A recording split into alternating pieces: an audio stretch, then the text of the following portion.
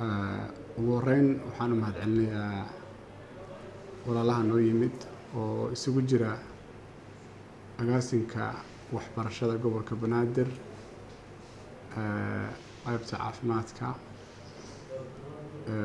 iyo dhakhaatiirta Soomaaliyeed, ururka dhakhaatiirta Soomaaliyeed indhaha, kuwaasoo ku bohoobay inay isu taagaan ka hortagga dhibaatooyinka ku dhaca indhaha,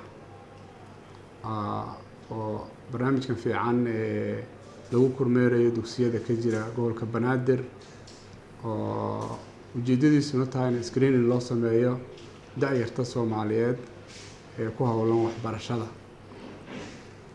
ugu horeyn horta waxaan leenahay aad u mahadsantihiin, waa shaqo aad u wanaagsan, si guuda iyo si gaaraba waa idinku mahadcelinaynaa, idinkoo ummaddiina iyo dadkiina u shaqaynaya oo garab galaya. haddana annaga waxay noo tahay farxad iyo diilal wanaagsan inaan aragno dad maskax nadiif leh oo aqoon leh oo isu taagay hawshaas runtii aad loogu baahnaa.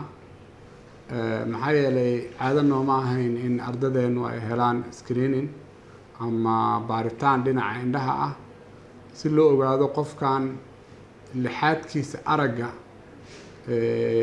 muxuu baahi qabaa, maxaa cudurro ku soo socda, muxuu hadda la nool yahay, in la arko oo la ogaado horey arrin u dhici jirtay oo badan ma ahayn.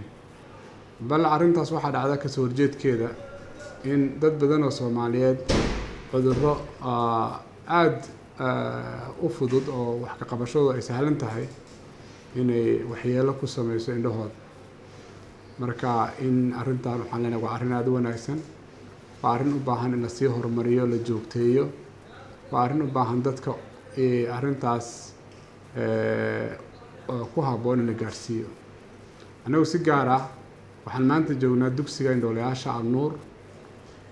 dugsiga indhoolayaasha Al-Nuur wuxuu ka mid yahay dugsiyada ugu horeeyay ee laga aasaaso magaalada Muqdisho, caasimadda Soomaaliya, isla mar ahaantaana waa dugsiga ugu ballaaran ee adeegga gaarka ah ee waxbarashada bixiya. marka runtii farxad ay noo tahay inaad noo timaadaan. dadkaasna waxay u arkaan arrin wanaagsan inay u tahay ilmaha araggala ama aragtidoodu liidato inay helaan dhakhaatiir cilmi iyo aqoon u leh inay ka hortagaan inay helaan aaday u fiican tahay. waxaan leenahay arrintan hala joogteeyo, hala sii ballaariyo. waxay u baahan tahay oo ama qalab ah ama tayeyntii caafimaadka ah hala helo si looga hortago dhibaatooyinka culus ee qofka lixaadkiisa ku imaan karta. annagu hadda ka hor arrintan aan ku jiro oo ah arrin qaran in ummadda Soomaaliyeed dhibaatada ka qabta dhinaca indhaha gacan la siiyo.